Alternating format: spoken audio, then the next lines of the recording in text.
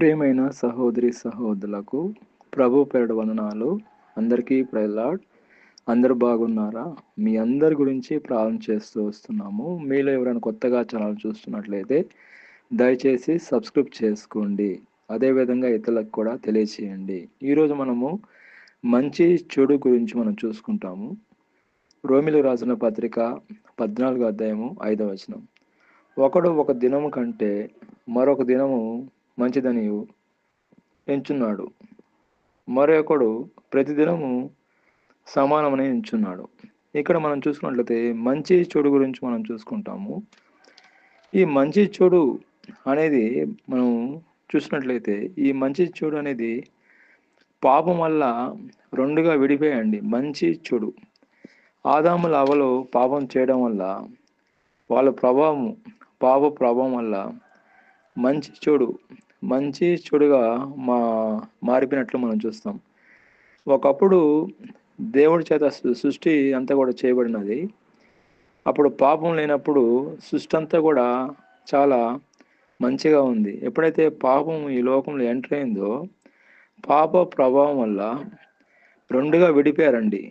కొంతమంది మంచోళ్ళు, కొంతమంది చెడుగా మారిపోయారు.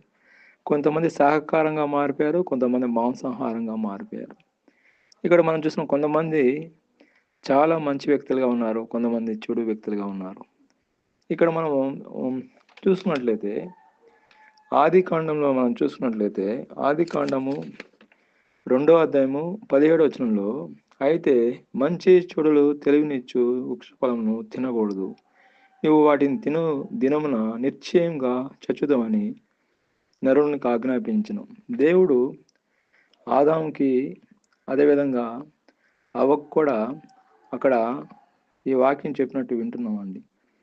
ఎప్పుడైతే దేవుడు తినద్దన్న పండును వాళ్ళు ఎప్పుడైతే తిన్నారో అప్పటి నుంచే ఈ లోకంలో పాపం అనేది ఎంటర్ అయిపోయింది.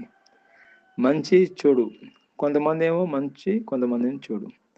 ఇక్కడ మనం చూసుకున్నట్లయితే ఆదాము వల్ల వాళ్ళ పాప ప్రభావం వల్ల మనం రెండుగా విడిపోయాం. శాకాహారంగా విడిపోయాము, కొంతమంది మాంసాహారంగా మారిపోయారు. కొంతమంది మంచోళ్ళుగా మారిపోయారు, కొంతమంది చెడువారుగా మారిపోయారు. దీని ప్రభావం ఏంటంటే మన పూర్వీకులైన ఆదాము అవ్వలు చేయడం వల్ల పాపం వల్ల ఆ పాప ప్రభావం వల్ల మనకు ఇప్పుడు వరకు సంక్రమిస్తూనే ఉన్నది. కాబట్టి మనం ఇంకా వాక్యాల్లో మనం చూసుకున్నట్లయితే కయ్యని గురించి మనం చూసుకుంటాము, ఏబెలు గురించి చూసుకుంటాము.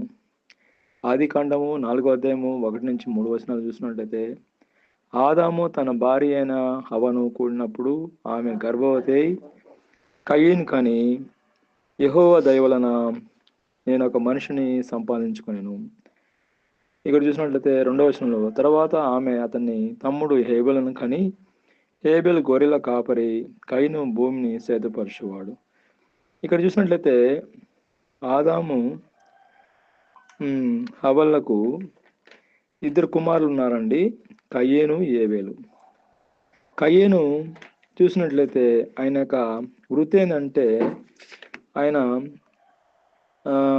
ఇక్కడ వాక్యం చూసినట్లయితే కయ్యేను భూమిని సేదపరచువాడు.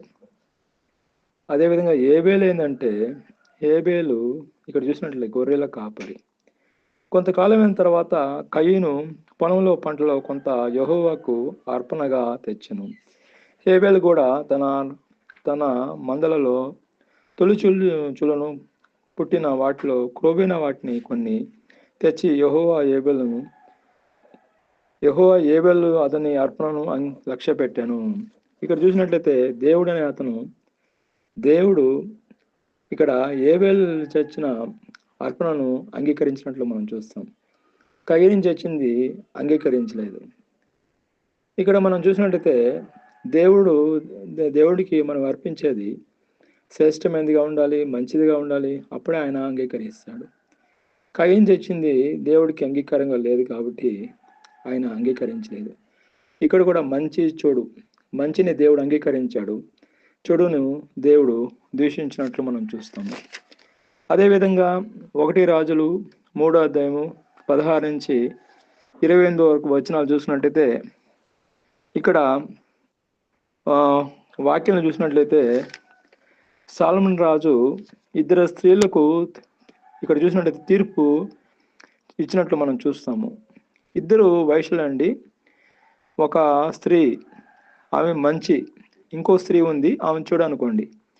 ఇద్దరు కూడా మంచి ఆమె ఒక పాపని కంటే చూడామి 3 రోజుల తర్వాత ఒక బిడ్డని కనింది. కనిన తర్వాత వాళ్ళు ఏం చేశారంటే చూడామి ఆమె పడకలో ఉన్నప్పుడు ఆమె వాళ్ళ పిల్లవాడి మీద పడంగా పిల్లవాడు చనిపోతాడు. చనిపోయిన బిడ్డను తీసుకుని వచ్చేసి మంచాం బిడ్డ రాత్రిలో పడుకున్నప్పుడు మంచం దగ్గరికి పండబెట్టి ఆమె బిడ్డని తీసుకుని ఈమె పక్కన పండుకొని ఉంటే ఆమె ఉదయం లేచి చూస్తే పాలు ఇస్తా అంటే పాలు తాగలేదండి. అప్పుడు ఆమె చూసింది, మంచాం బిడ్డ చూస్తే ఆమె బిడ్డ కాదు, చూడం బిడ్డ ఆమె. ఇక్కడ మనం చూసుకున్నట్లయితే మంచి చెడుల గురించి మనం చూసుకుంటున్నామండి. ఎగ్జాంపుల్ నేను చెప్పాను, మంచి చూడని.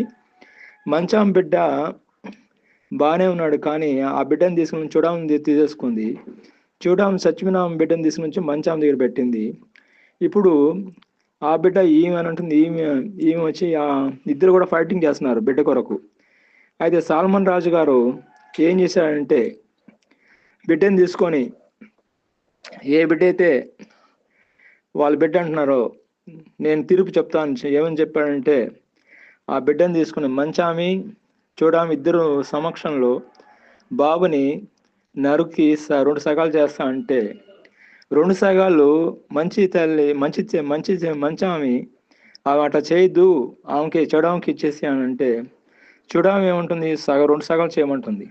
ఇక్కడ ఎవరు ఒరిజినల్ తల్లి, ఎవరు డూప్లికేట్ తల్లి అనేది తెలుసుకోవడానికి సాలమన్ రాజు వాళ్ళకి అక్కడ పరీక్ష పెట్టినట్లు మనం చూస్తాం. నిజమైన తల్లి తన బిడ్డకి ఏం కాకూడదని ఆలోచిస్తుంది. అదేవిధంగా ఇక్కడ చెడు తల్లి తనకు సగం కావాలని కోరుకుంటుంది. ఇక్కడ చెడు తల్లి నిజమైన తల్లి కాదు, మంచి తల్లి నిజమైన తల్లి. అప్పుడు సాలమన్ రాజు ఆమెను గ్రహించి నిజమైన తీర్పు చెప్పినట్టు మనం వింటున్నాం.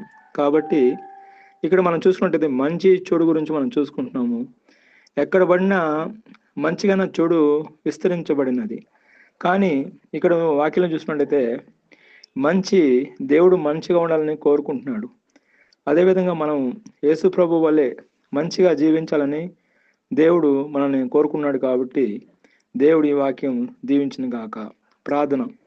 పరిశుద్ధుడైన దేవ, దయగల నాయన, కనికరంగల దేవ, సర్వశక్తిమంతుడా, మీరు వాక్యం ద్వారా మాట్లాడారు, మీకు స్తోత్రం తండ్రి.